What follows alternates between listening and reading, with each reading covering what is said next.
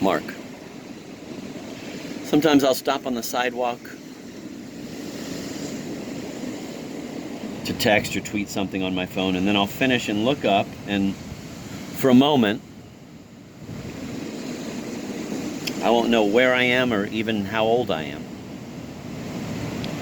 If I feel the hot sun on the back of my neck, I'll think I'm 9 and I'm back at summer camp in the Adirondacks. I'm back with that red-haired counselor from Alabama who told me that I was his favorite in the entire bunk, the only mature one, and promised to visit me someday at home and take me to the movies. He did. Yellow Submarine. And then I'll sort of snap out of it and realize, oh, I'm standing here on the street in Hoboken, I'm 58, and I'll wonder for a second, what's the matter with me? Did getting hit in the head with that tea bag exacerbate my chronic traumatic encephalopathy? Do I have a brain tumor or something? Because my mom had a brain tumor. A benign tumor, something called a hemangioblastoma, which she had removed at Mount Sinai Hospital. Thank God it was a completely successful operation. She made a full recovery with no repercussions, no neuropsychological consequences at all.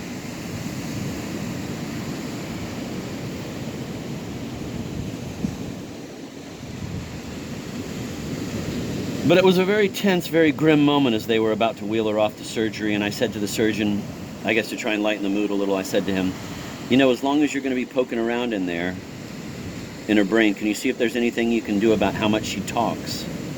I think there might be a switch in there that's stuck in the on position or something. And a couple of months after her surgery, to celebrate, I took my mom out to dinner at Raoul's in Soho in New York City. And she asked the waiter if there was a discount on the caviar for people who've recently had brain tumors.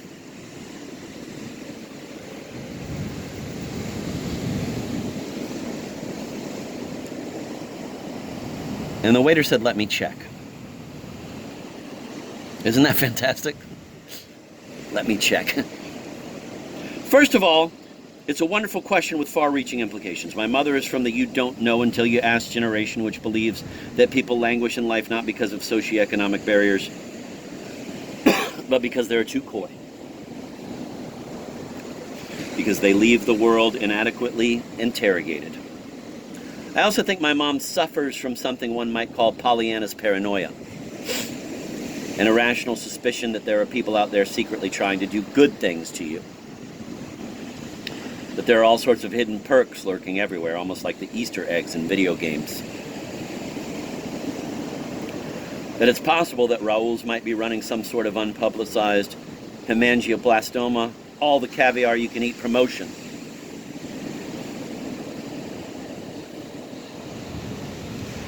I'm from the Never Ask Anything school.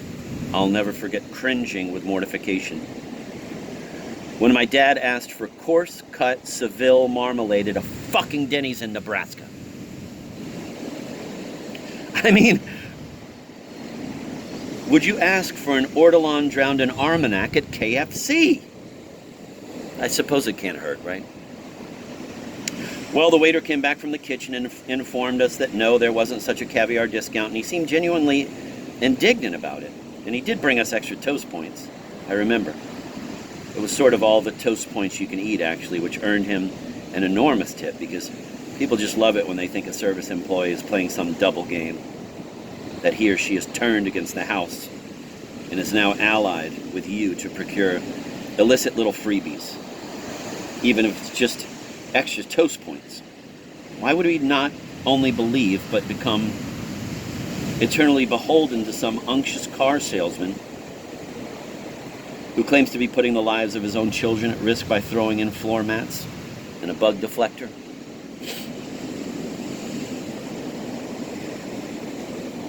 I know why I would, because I'm so emotionally gullible, so desperate for tiny kindnesses in my misery. At Raoul's, there's a spiral staircase next to the bar that runs upstairs to where the bathrooms are located. And up on that second floor, they traditionally host a psychic who does tarot card readings. And the resident psychic at Raoul's at the time that my mother and I were celebrating her successful brain surgery was a woman named Janet Horton, whom the imaginary intern and I would dub simply Janet the Psychic. I didn't know Janet the Psychic back then because I never got a tarot reading at Raoul's. I'd just go up to the second floor, pee, and come back down again, which does seem to represent a very common kind of unexamined life, doesn't it? Drinking and urinating and drinking and urinating. Without ever pausing to ascertain what the future might hold in store. But I would meet her several years later because it turns out that with great literary serendipity, Janet the Psychic lives in Hoboken and works out at the same gym as I do, the New York Sports Club on 14th Street. In the spring of 2014, I went over to Janet the Psychic's exceptionally tidy apartment in Hoboken, and she did a tarot card reading for me. And I remember there were two beautiful trees in front of her building, a honey locust and a ginkgo with its veiny fan-shaped leaves and its stinky fruit, its stinky nuts. There was one of those grotesque little drug-addled mercenaries in Heidi braids and thick cat's eye glasses patrolling the sidewalk on her huffy Disney princess bike with pink streamers on the handlebars.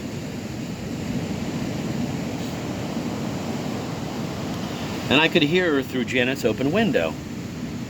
And the Doppler effect of her bell was the obligato of the entire reading.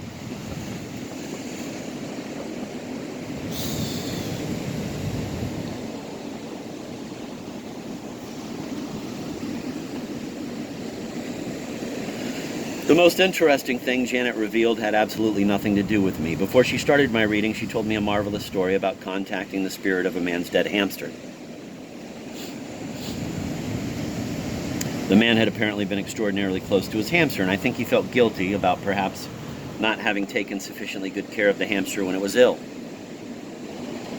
Janet shuffled her tarot deck, closed her eyes, asked the hamster spirit how it felt about the man, and dealt the cards out onto the table. Your hamster thought you were a god, she told him, once she'd had a moment to interpret the spread. As you might suspect, I was extraordinarily moved by this story. It would be wonderful, I thought, to be worshipped by a hamster. I just immediately imagined, of course, a piazza full of swooning and anthropomorphic hamsters singing "To Sir with Love" to me. Or perhaps instead of a thronged piazza, there are only two anthropomorphic hamsters, just sort of loitering out on the periphery of the piazza. On break, indifferent. I'm not skeptical in the least about tarot card readings. I am very superstitious myself. I won't leave forks in the dish rack overnight because I believe that the tines attract demonic energy.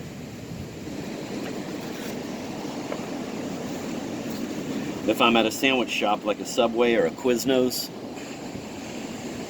I believe it's very bad luck to watch the person wrap your sandwich. And I shut my eyes or actually turn my back. And I know when I'm about to have a clairvoyant vision of my own, I get a little gassy and the tinea versicolor rash on my back starts to itch. Kestrels can see the UV reflection of the urine trails of the moles they hunt. So who's to gainsay what psychics claim to see?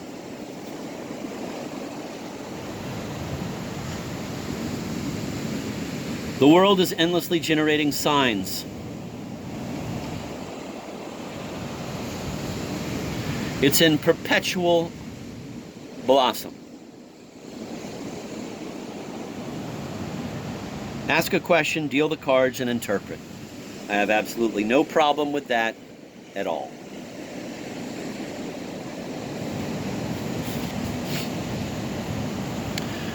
You have no idea how many hours, days, weeks, months in aggregate I spend just chewing gum and sullenly throwing a pink rubber ball against a concrete abutment and imagining random successions of things. Persephone weaving a great tapestry of the universe. A hungover Johnny Knoxville in the lobby of the Mercer Hotel.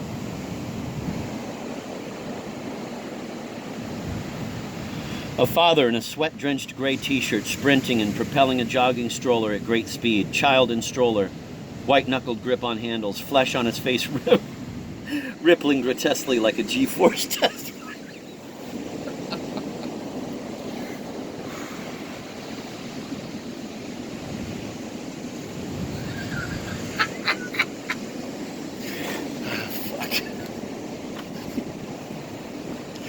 A, fa- a father in a sweat-drenched gray t-shirt sprinting and propelling a jogging stroller at great speed.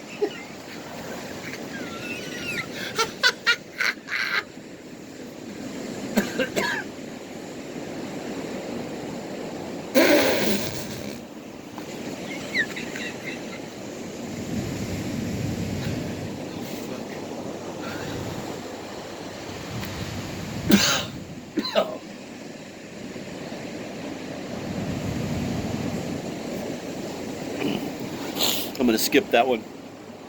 Oh, fuck. Okay. A parent telling his rambunctious 8-year-old son that if he doesn't start behaving himself, he'll be